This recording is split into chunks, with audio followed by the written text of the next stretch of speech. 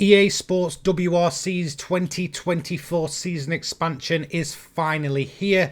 I have been diving into this expansion over the first couple of days of its life cycle. In terms of the content, we have 2 new rallies in the form of Poland and Latvia. We also have 5 brand new cars, of course the updated WRC 2024 vehicles, the new Yaris WRC2, and of course the Junior WRC Ford Fiesta Evo. On top of that, we have over 50 new liveries updated to the 2024 season, and we also have a bunch of UI changes and in-game changes. One key thing about WRC 2024 is the fact that this is a full season expansion to a pre-existing game.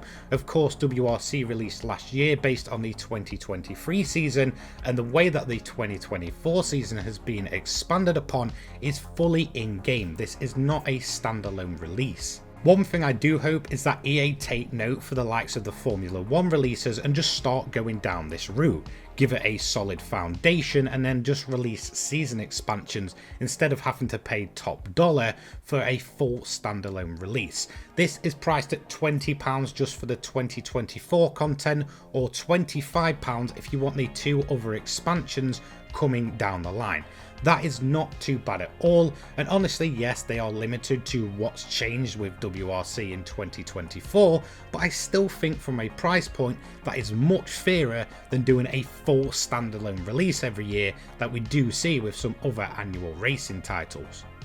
So for this video, I am going to dive in and give you my thoughts and opinions on all the new content that came in the 2024 expansion, and on top of that I will be trying to do a full career mode playthrough starting from Junior WRC up to the full WRC category over the next year or so, and hopefully this will continue into a 2025 expansion as well. So let's dive in first and foremost with the update notes for the 2024 season expansion. The notes range from content all the way to minor fixes. Okay, so the new content for the 2024 locations and cars content pack, as you can see, they've added 3 new cars to the WRC class. We have the Toyota GR Yaris Rally 1 Hybrid 24, the Ford Puma Rally 1 Hybrid 24, and the Hyundai i20N Rally 1 Hybrid 24. They've added a new car to the WRC2 class, which is the Toyota GR Yaris Rally 2, and 1 to the Junior WRC class, which is the Ford Fiesta Rally 3 Evo. They've added 5 new 2024 liveries to the GR Yaris Rally 1 Hybrid 24. They've added 5 also to the Hyundai i20 Hybrid 24, and 2 to the Ford Puma Rally 1. For 7 liveries, you will get those on the Toyota GR Yaris Rally 2. You'll have 3 on the Citroen C3, 1 on the Ford Fiesta Rally 2, 3 on the Hyundai i20 Rally 2. They've added 8 to the Skoda Fabia RS Rally 2, 1 to the Skoda Fabia Rally 2 Evo, 17 to the 2024 Ford Fiesta Rally 3 Evo. They've added 2 new playable locations, which is Rally Poland with 12 stages and Rally Latvia once again with 12 stages. They've added 2024 WR season as a selectable option in Championship alongside the existing 2023 season. Added the same also for WRC2 and Junior WRC. They've updated the career calendar and events to reflect the 2024 season. Players who are currently partway through a career season will experience these changes when their next season begins. Players who start a new career save will be able to begin the 2024 calendar right away. And of course, those that don't own the locations and cars pack from 2024 will continue to play through the 2023 calendar. So next up we have some key fixes and changes. They've added weather randomization to career when a player takes part in a 2024 calendar event. Weather conditions may be different from career season to career season if the player chooses to do the same events again. Added the 2024 WRC multi-day point system to championship mode when competing in a 2024 season for the WRC class only. They intend to wipe time trial leaderboards of multiple Portugal stages following the resolution of a notable corner cutting exploit. The precise timeline for this is yet to be confirmed. They've updated the event logos, trackside signage and event specific vehicle branding to all appropriate locations in the 2024 calendar. Updated the garage home space in front end menus with a new look for 2024.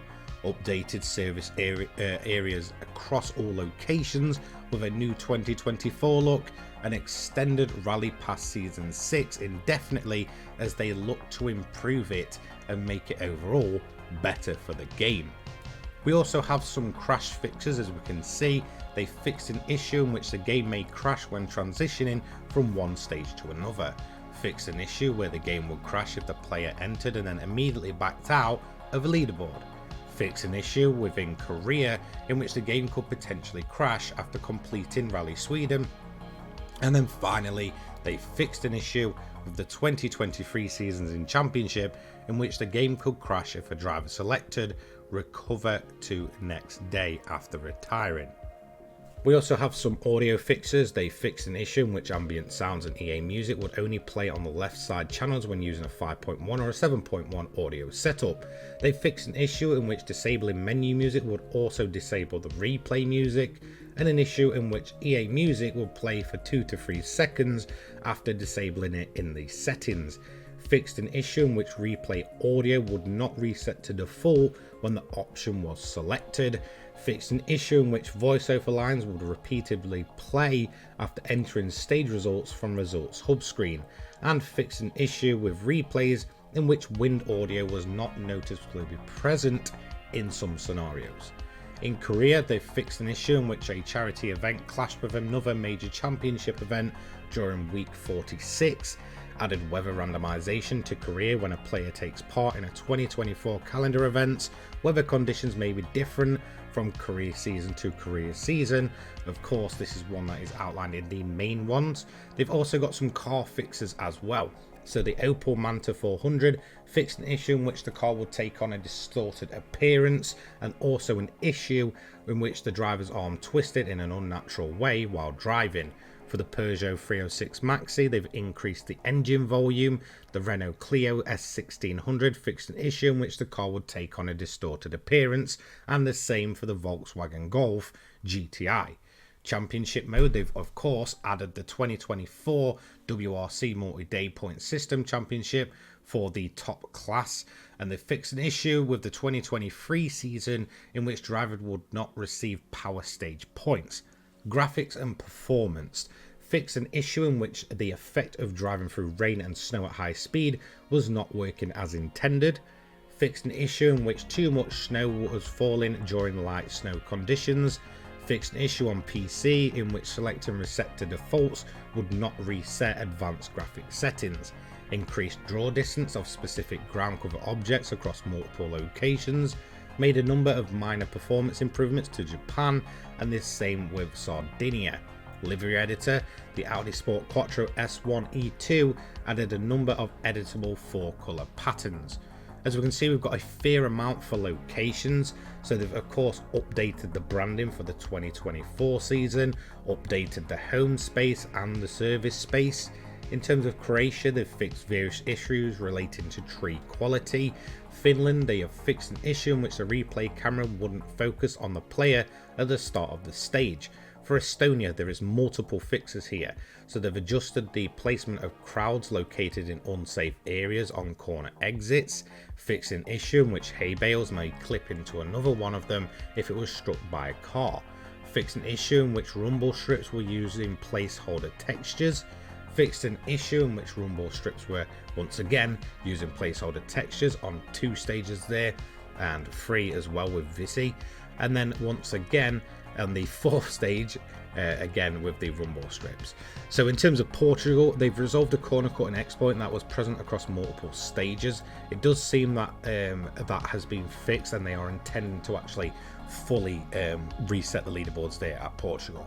So in terms of quick play, they fixed an issue in which the quick play multiplayer on PC, in which the game would freeze on a black screen when accepting an invite.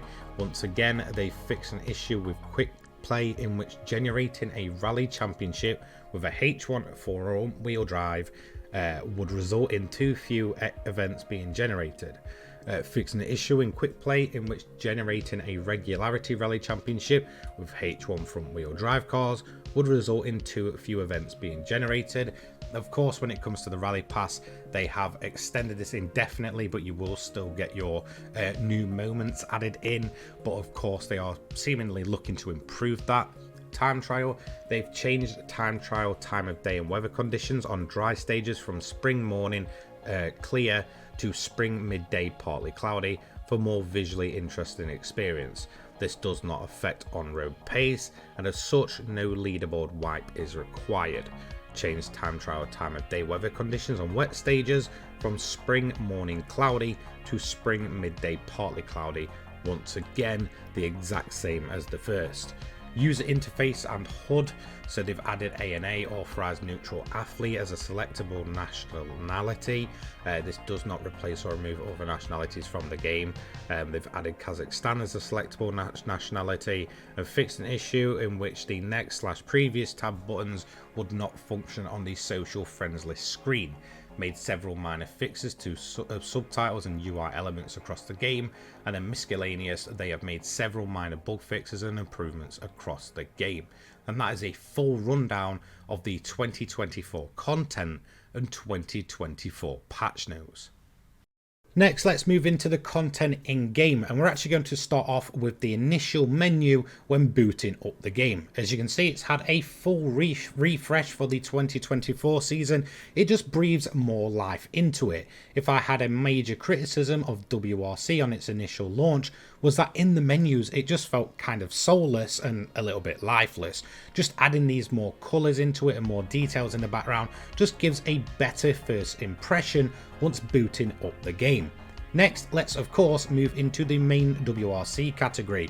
As you can see, we've got the new vehicles and liveries in here. Now these do sit separately to the 2023 vehicles. So of course we've got the Ford Puma Rally 1 updated to its now very strikingly stunning white livery. We also have the Hyundai. This one isn't as noticeable, but it does have the updated 2024 model in there. As you can see, they're probably the least changed of the vehicles. And finally, we do have the Toyota GR Yaris, which is now in that full black livery. I think this looks absolutely incredible. I really like this one. For me though, the standout has to be that Ford Puma. It does have a few updated sounds as well. Now next up we have the Rally 2 category. So in terms of these cars, you will find that your liveries will be actually mixed in. The only new car that is added into this category is the new Yaris. In terms of the 2024 liveries, you will have to just scroll over to the car that you want and then flick through the liveries. I do find that the newer liveries are towards the end and the sort of, older original 2023 liveries are, at the beginning. If I do have one criticism of how this works, and it is mainly for the WRC2 cars because they're not categorized to, of course, a separate vehicle, is that it doesn't specifically say what is a 24 livery and what's a 23 livery. So if you're just starting this game up for the first time, or maybe you're not a die-hard WRC person, it's going to be much more difficult to actually spot those liveries. Of course, we do have the new updated GR Yaris, which is new for 2024. Of course, this is just purely with the 2024 liveries, and then of course we do have cars that haven't taken part, so haven't had an updated livery like the Polo there. Now next up, we do actually have a new car. So as you can see, this is the original Ford Fiesta Rally 3. However, we do have the updated Fiesta Rally 3 Evo. Of course, it will only contain the 2024 liveries, as this is an entirely separate model from the original 2023 car. Of course, there are some few slight tweaks and stuff like that, and a few different performance metrics in comparison to the original. So once again, this is a little bit like the new WRC cars, where they are fully standalone for the junior WRC, and that's where it kind of gets confusing with WRC2 to the untrained person. Now in terms of the locations, of course all the banners have been updated, so if that rally is on the calendar this year, it will now have the 2024 nameplate, and of course we do have the 2 new rallies in the form of the returning Rally Poland and the brand new Rally Latvia. Now both of these do include upwards of, I believe, 12 stages each. Now in terms of each of the stages, of course you do have your typical layouts to them, some reverse layouts, and there is a little bit of sort of, you know, crossing over in terms of some stages to the next, but I do feel like they did a great job on actually, you know, bringing these stages in game. So in total there is 24 new stages to go ahead and tackle just through these 2 rallies alone. So let's go ahead and actually talk about the first big rally of the update, of course the returning Rally Poland, and I am so happy to see this one back in an official WRC game. So of course the last time we saw Rally Poland in an official WRC game, KT Racing were at the helms of the franchise. So obviously I'm going to have to draw a comparison to their interpretation of the rally and of course Codemasters with WRC. So which do I prefer, at least initially? Honestly, if I have to say one strong point that KT Racing had was their stage design. It was fantastic, even if at times it did feel a little bit, I guess, over exaggerated and a bit on the wild side compared to the real thing. I do think that their stage design was absolutely top notch, especially towards the end of their, I guess, being at the helms of the franchise. So I would have to say that at present I prefer the KT Racing versions, but honestly I do think Codemasters have done a top job of kind of, you know, making this feel like Rally Poland. There is no denying what rally this is. You'll start off in some of these longer stages where, you know, you're in the fast flowing fields and there's plenty of runoff area. The next thing you know, you're going, you know, through a little village on tarmac, and then you're back out into these sort of very tight and enclosed wooded areas, and I do think they've done a fantastic job on that, and I do think overall this is an appealing rally. So because there is a fantastic flow overall to the majority of these stages, I'm not saying they're all perfect, but the majority of them are very, very good, very, very fast, very, very flowing. I think this is where EA Sports WRC has always shined, is when you're absolutely flat out on the limits. There is no other experience, especially on consoles, that comes remotely close to the adrenaline rush you can get, and I think Rally Poland does a fantastic job on that. So although I do think the stage design is at least a little bit weaker than what we saw the last time this was in an official WRC game, I do still think it's a very, very fun rally.